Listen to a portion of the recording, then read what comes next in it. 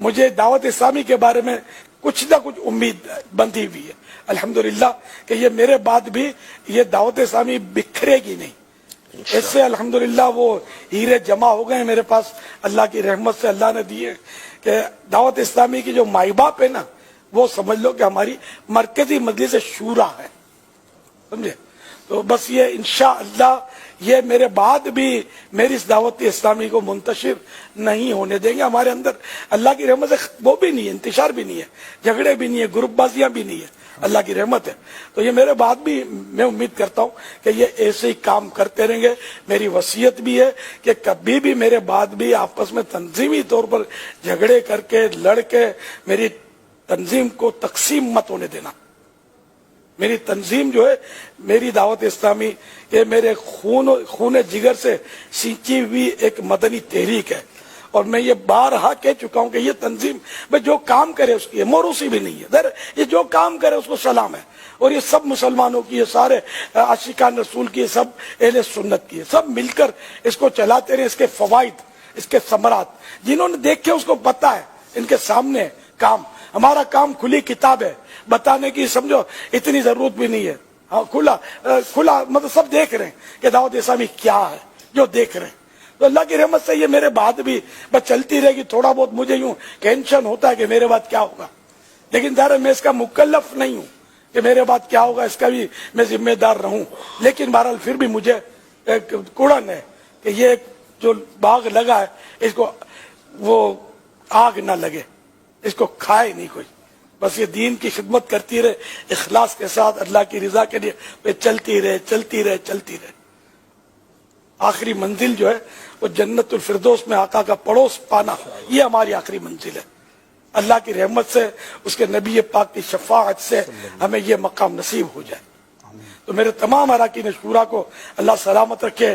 میرے ریجن کے جو نگران ہیں, کابینات کے, اور جتنے بھی یہاں تک کہ چھوٹے سے مبلغ, ایک عام سا جو درس دیتا ہے دعوت اسلامی کا, یہ ہمارے اجتماع میں آ کر اس کی رونق بڑھاتا ہے.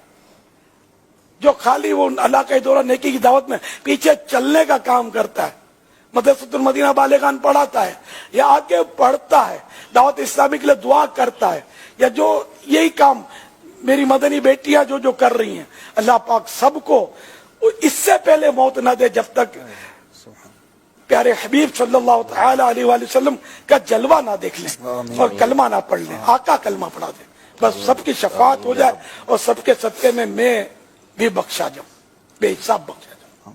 یہ میرا درد ہے, اس کو میری نصیحت سمجھیں, میری وصیت سمجھیں.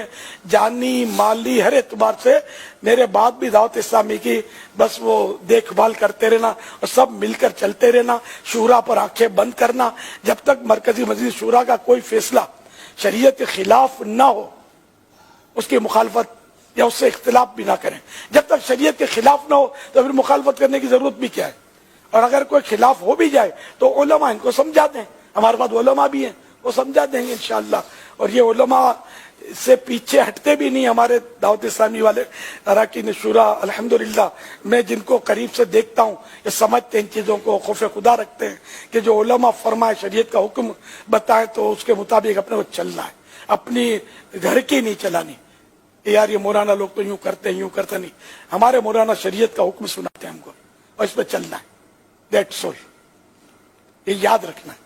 تو انشاءاللہ اس طرح چلتے رہیں گے تو میری دعوت اسلامی میرے مرنے کے بعد بھی میرے لیے صدقہ جاریہ بنی رہے گی انشاءاللہ.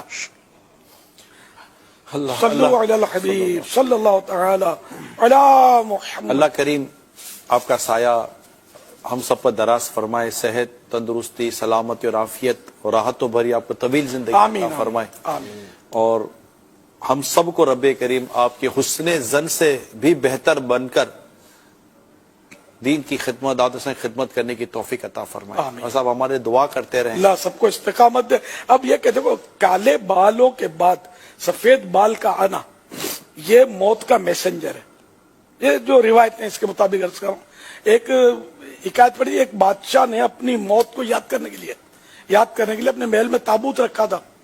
تو خوف خدا والا بادشاہ تھا, تو اس کو تابوت کو دیکھ کر, جس میں میت رکھی جاتی ہے, اس کو دیکھ کر اپنی موت کو یاد کرتا تھا.